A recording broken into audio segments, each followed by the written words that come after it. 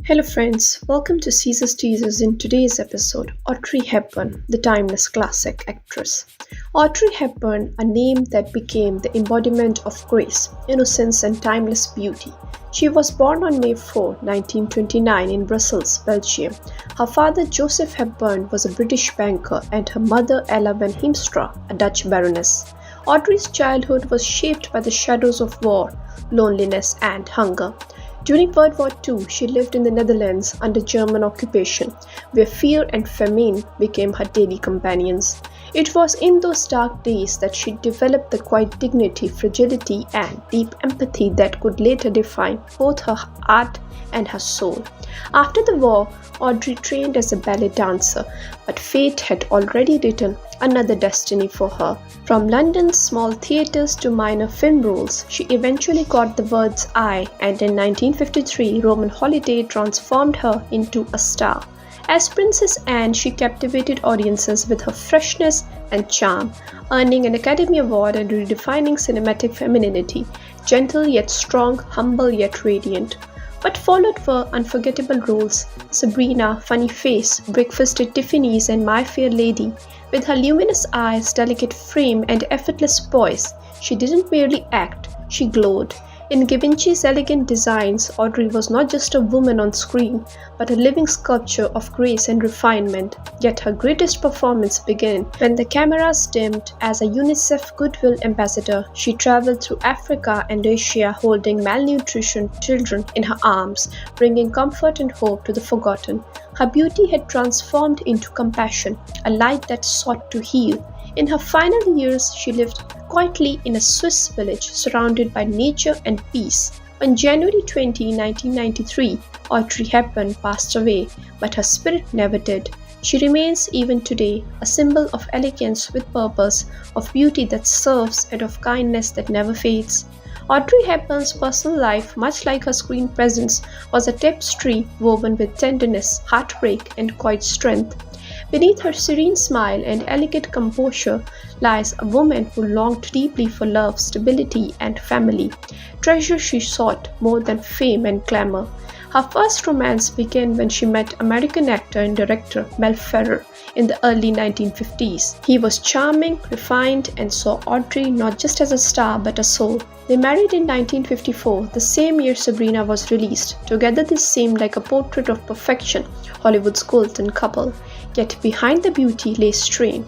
Audrey's longing for motherhood met years of heartbreak. She suffered several miscarriages before finally giving birth to her beloved son, Sean Ferrer, in 1960. But as her career flourished, her marriage began to falter. The pressure of fame, Ferrer's controlling nature, and emotional distance eventually led to the divorce in 1968. A few years later, she found love again with Andre Dotti, an Italian psychiatrist she met during a Mediterranean cruise. Audrey was captivated by his intellect and European charm, and they married in 1969. She settled into life in Rome, trading film sets for motherhood and privacy. In 1970, she gave birth to her second son, Luca Dotti, and for a time, she seemed content. A mother, a wife, a woman finally at peace. But fame never truly let her live anonymously, and Andre's infidelities broke her heart. Though she endured with patience and quiet grace, the marriage too ended in separation in the early 1980s. In the later part of her life, Audrey found her most sincere and enduring companionship with Robert Walters, a Dutch actor and widower. They never married, but she often called him the true love of her life. With him, she lived in the serene Swiss countryside, far from the noise of Hollywood, surrounded by gardens, books, and the stillness she had always craved. Audrey Hepburn's two sons were the truest treasures of her life, the heartbeats that gave meaning to all her fame, success, and sorrow. Though the world saw her as goddess of elegance, to her children she was simple mummy, gentle, loving, and profoundly devoted. In the final chapters of her life, Audrey Hepburn chose tranquility over spotlight, exchanging the glitter of Hollywood for the quiet embrace of the Swiss countryside. She tended to her garden, spending evenings with Robert Walters and writing letters to her sons. In 1992, during one of her missions to Somalia, she began to feel unwell. Doctors later diagnosed her with appendical cancer, a rare and cruel disease. Yet as always, she faced it with quiet courage, without self-pity, without complaint. On January 20, 1993, Audrey Hepburn passed away peacefully in her sleep. at the age of 63. Unknown facts about Audrey Hepburn. She wasn't born Audrey Hepburn, she was born Audrey Kathleen Ruston. Later, her father added Hepburn to the family name, tracing it back to the old noble lineage. She secretly worked for the Dutch resistance during the World War II and carried secret messages for the resistance hidden in her shoes and performed in clandestine dance recitals to raise money for underground movements.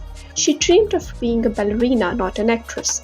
Audrey trained rigorously in ballet under the legendary teacher Sonia Gaskell in Amsterdam. However, after the war, she realized her height was 5'7", and the physical toll of wartime starvation had weakened her too much for a professional ballet career. She spoke 5 languages fluently. Thanks to her international upbringing, Audrey Hepburn spoke English, Dutch, French, Italian, and Spanish with remarkable fluency. She wasn't confident about her looks. Though celebrated as one of the most beautiful women in history, Audrey often saw herself as plain. She once said, "I was too tall, too thin, my nose too big, my teeth too large." She adored chocolate and pasta. Despite her graceful image, Audrey was no strict dieter. Her favorite meal was spaghetti with tomato sauce, and she was known for her love of chocolate. She had deep love for animals. Her pet deer, Ip, became famous after her film Green Mansions. The animal followed her everywhere, even into stores, and slept by her side like a loyal companion.